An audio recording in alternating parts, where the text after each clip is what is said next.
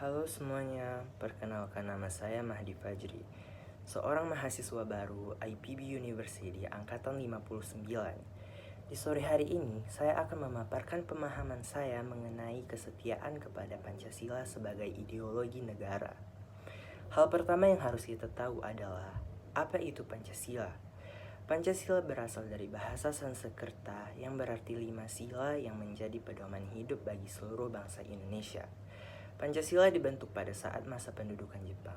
Pada saat itu, Jepang menjanjikan kemerdekaan bagi bangsa Indonesia dengan cara membentuk BPUPKI atau yang kita kenal dengan Badan Penyelidik Usaha Persiapan Kemerdekaan Indonesia.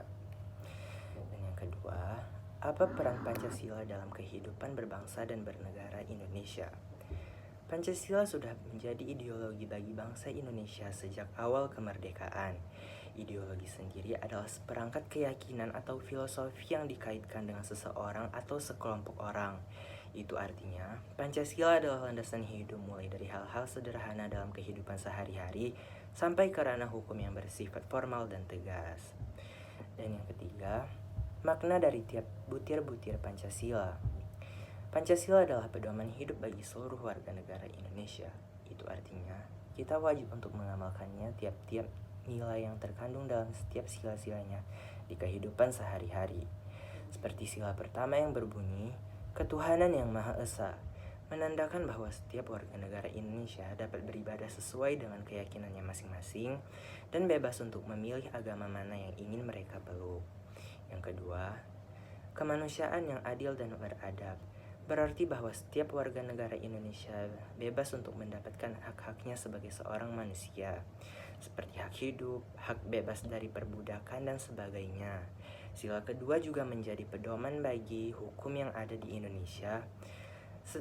Tepatnya, setiap orang Indonesia memiliki hak untuk dibela pada suatu persidangan.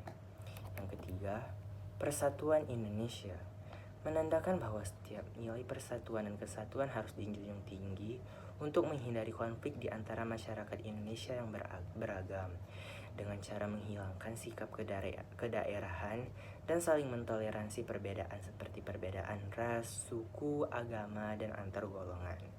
Yang keempat, kerakyatan yang dipimpin oleh hikmat kebijaksanaan dalam permusyawaratan perwakilan, berarti setiap warga negara Indonesia bebas untuk mengutarakan pendapatnya tanpa ada intervensi dari pihak manapun yang bersifat mengintimidasi. Dikarenakan Indonesia adalah negara demokrasi, yang berarti suara rakyat adalah suara Tuhan, dan warga negara Indonesia dapat menerapkan azas demokrasi untuk kepentingan bangsa dan negara. Yang kelima, keadilan sosial bagi seluruh rakyat Indonesia, bermaksud untuk menegakkan prinsip keadilan dalam kehidupan berbangsa dan bernegara, seperti adanya kesamaan derajat antara warga negara Indonesia di mata hukum. Mari kita lihat perilaku yang menunjukkan bahwa kita setia kepada Pancasila. Yang pertama, menerima Pancasila sebagai dasar negara, ideologi bangsa, dan pandangan hidup bangsa.